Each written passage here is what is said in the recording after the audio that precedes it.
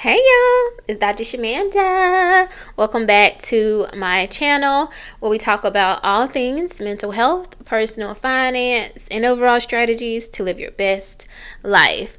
Alright guys, welcome back. If you're new here, I am a licensed mental health and addictions therapist in North Carolina, and I work with high achieving women or successful women and help them heal their relationship with money.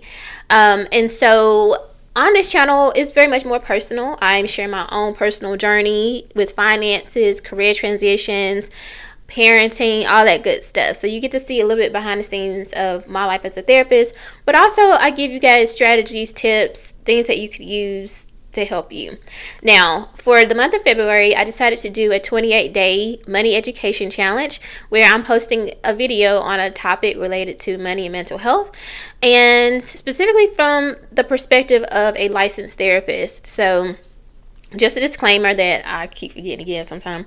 I'm not a financial advisor, a financial expert, financial planner, none of that kind of stuff. I am someone who has gone through or gone from A to wherever I'm at right now and learned a lot of lessons along the way. And I've been in this field for almost 20 years of behavioral health, mental health, addictions. So I've seen a lot, okay? So I want to get into this topic today.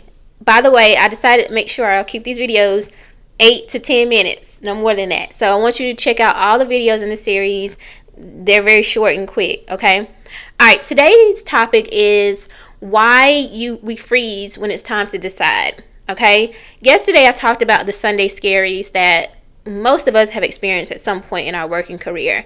And so today, I want to kind of segue to something that's a part of the whole Sunday scaries piece or phenomenon, which is making a decision. Like, if you don't like that, if you don't like experiencing those feelings on Sunday evenings or Sunday afternoons, then what are you going to do about it? Okay, so let's talk about why we freeze when it's time to decide. I'm looking at my notes over here. The first thing I want to talk about how freezing is a fear response. It's part of our nervous system.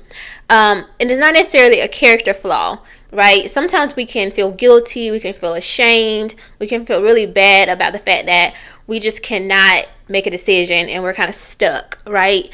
And that doesn't mean there's anything wrong with you. It's literally, as I've been saying in these other videos, it's our body's way of keeping us safe. Again, when it comes to jobs, money, anything like that, our minds know that it's tied to our survival. So you can't, if you make a decision and if it goes wrong, which is the bad or wrong decision, that could potentially affect your livelihood, your way of living and taking care of yourself, like literally. And so freezing sometimes is your body's way of kind of protecting you, right? And so it's not a character flaw, it's literally survival. All right, number 2 is that too much information can actually lead to paralysis, right?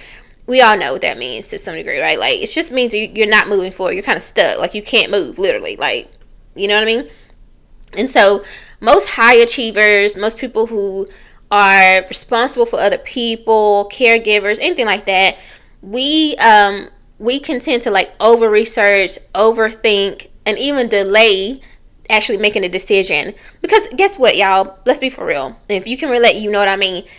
Your decision, your choice impacts other people, right? Not just yourself, but other people that you might be responsible for. So with that, creates a level of anxiety, which leads to the paralysis.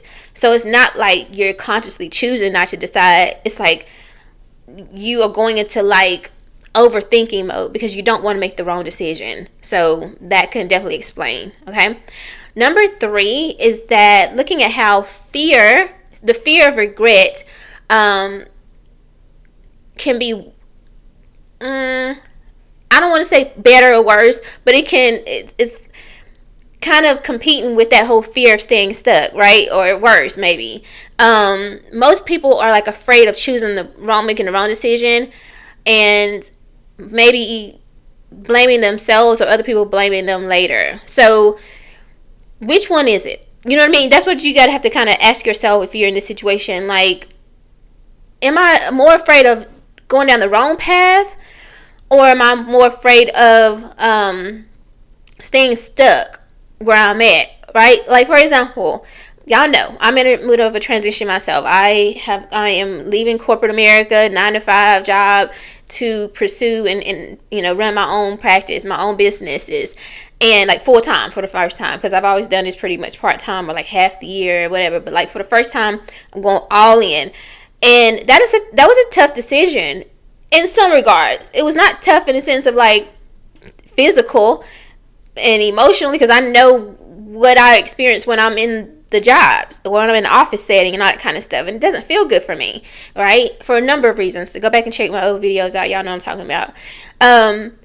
But obviously there can be a level of anxiety and fear because it's unknown. We don't know what's on the other side of that, of this decision, right? So sometimes we can, again, kind of get stuck because we're like, it's the fear of regret, of making the wrong decision. And then also the fear of like, okay, well, what happens if I stay here forever and I don't make a move and I don't actually walk out on faith, right? And practice the thing that I feel like I'm called to do. So sometimes we struggle with those two things. Money plus identity makes our decisions a little bit harder. Okay, now let's talk about that. What are some of the major decisions that we might have in life? I always call these like life transitions, but let's really break down what those might be. Obviously, any kind of career move. So that could be a promotion, demotion. I've demoted myself before because, baby, no thank you. To each his own. Changing to a different industry. Maybe you have always worked in education and now you're going into tech or something, right? So career moves. Paying off debt, like should you be paying off debt or should you be investing and saving that money? Making a decision to actually quit your job, right? Maybe it's like taking a sabbatical, or you're actually quitting your job because it's a toxic environment and it's affecting your health or your ability to spend time with your family, whatever, right? These aren't just like financial decisions. These are also emotional decisions. And again, they can impact our identities. So many of us have put so much time, so many years, so much education, credentials, experience, all that into branding, money, right? Into this identity, that, especially when it comes to our work, our careers. So when you're making a decision to move or change or whatever, that can be life-changing for you, right? It is life-changing for you. Whether you're stepping down, if you've been in leadership for 20 years and now you're stepping down to an individual contributor role, that is a major shift, and people are looking at you and questioning you and wondering like what's going on. And maybe it's just a decision that you've been wanting to do for so long, but you've never done it because you were scared or you had these responsibilities. Maybe you're like me, my children are becoming young adults. I officially have, by the end of this month, God willing, an 18 and 19-year-old. So this is the perfect time to make a shift for me because I typically have 2 adults, so I can have more flexibility, right, in my life. Maybe you've just been waiting on that time for you. Maybe you've been waiting for your children to grow up or something. But other people might look at that and judge it or be like, what's going on, right? Or like if you decide to go from education to tech, it's like, oh, so you don't care about these kids no more? Really? So it's about the money, huh? You know what I mean? People will literally judge you. So just know that like these decisions aren't always just financial. They can be emotional, and especially if they're tied to your identity. Now, I want to wrap this up by saying that clarity doesn't always come before action. Sometimes it comes after. Sometimes you're just going to have to step out on faith, baby, and find out. You know what's that saying? F around and find out. Y'all know what I'm talking about, right? Like, you're just going to have to just do it. And that's where I'm at. Look, I give myself 90 days, cushion, savings, financial, buffer and all that. Baby, we're going to figure out what's going to happen. I ain't going back. I'm not going back. But I'm going to give it my all in these 90 days, right? And I'm going to also reset my mind, my brain over these 90 days. So sometimes you don't know until after you decided, like, okay, I'm done with this. I'm going to take a risk. I'm going to make, this is a decision I'm making. I'm taking a risk, and let's just figure out what's going to happen from here. Now, I would say work with a coach or a therapist on those type of life-altering decisions, which no shameless plug, I am available to those who are in North Carolina if you're looking for a therapist, and nationwide if you're looking for a coach. Link in description.